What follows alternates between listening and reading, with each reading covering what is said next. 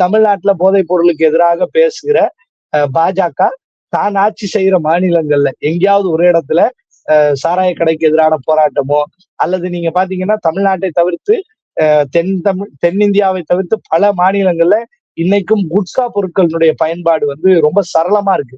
நீங்க எப்படி காலையில எந்திரிச்சு போய் ஒரு டீ கடையில டீ சாப்பிட்டு பிஸ்கெட் சாப்பிடுறாங்களோ, அது போல வந்து நீங்க வட இந்தியாவுல பல இடங்கள்ல இந்த குட்கா பொருட்கள் பயன்படுத்துறது. அது இல்லாம ஒரு மனிதனுடைய அன்றைய நாள் துவங்குறது இல்ல, முடிகிறது இல்லைன்ற தன்மையில வந்து சூழல் மாறி இருக்கு. எனவே இது போன்ற நிகழ்வுகள் குறிப்பா பிஜேபி ஆட்சி செய்கிற மாநிலங்கள்ல அதிகமா இருக்குது.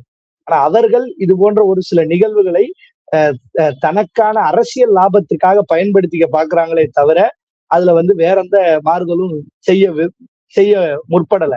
நீங்க சமீபத்திய செய்தி என்ன?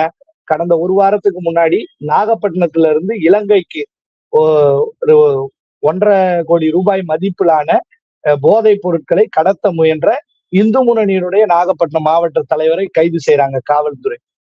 நீங்க பேசுற ஆளே கஞ்சா போதைப் பொருட்கள் விக்கிற ஆட்களாக இருக்கட்டும், அல்லது வந்து